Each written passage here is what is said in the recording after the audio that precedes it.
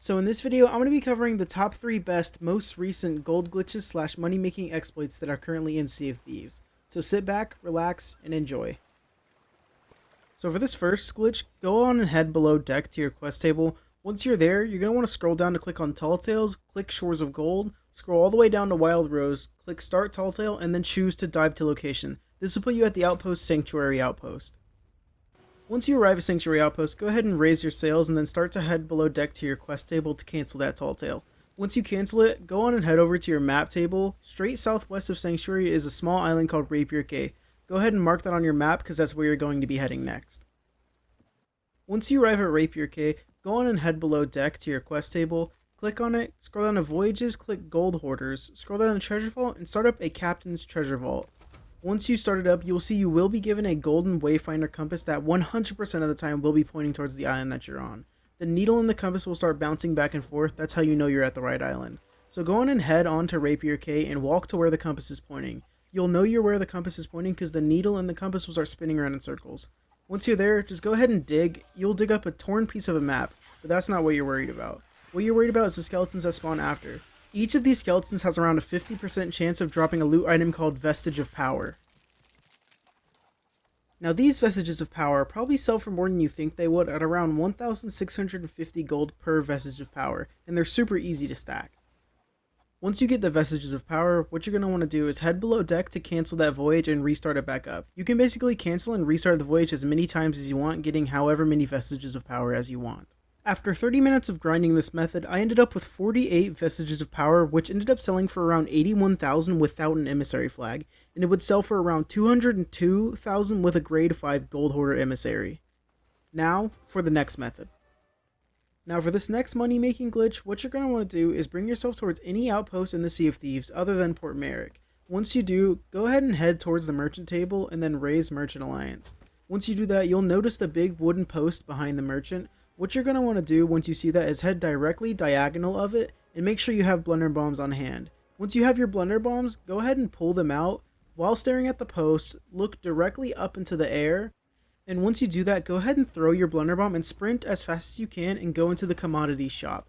Once you're there, you will be able to buy all 7 of these commodities that are inside of the merchant. But if your screen looks like this, that means you did the glitch wrong. So go ahead and try again.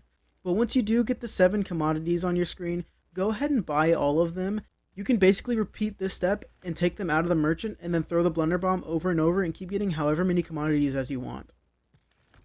I did this method for a little while, and only using 22 blunder bombs, I was able to get 154 crates, which sold for around 74,000 without an emissary flag, and it would sell for around 185,000 with the grade 5 merchant emissary.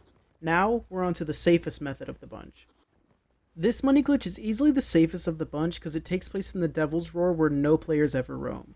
But to start this, go on and head below deck to your quest table. Once you're there, scroll down to Tall Tales, click Shores of Gold, and then start up the Shores of Gold Tall Tale, and then click Dive to Location. This will put you at the outpost, Morrow's Peak Outpost. Once you arrive at Morrow's Peak Outpost, go ahead and raise your sail and then start to head below deck. Once you're there, you're going to want to cancel that Tall Tale and then head to your map table. On your map table, you're going to want to mark Flames End, the small island directly south of Morrow's Peak Outpost, and then you're going to want to head there.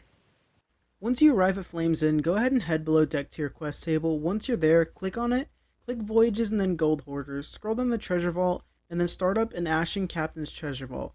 Once you do that, you will be given a golden wayfinder compass, which 70% of the time will be pointing towards Flames End, and if it's not, just go ahead and cancel and restart that voyage until it is pointing towards Flames End.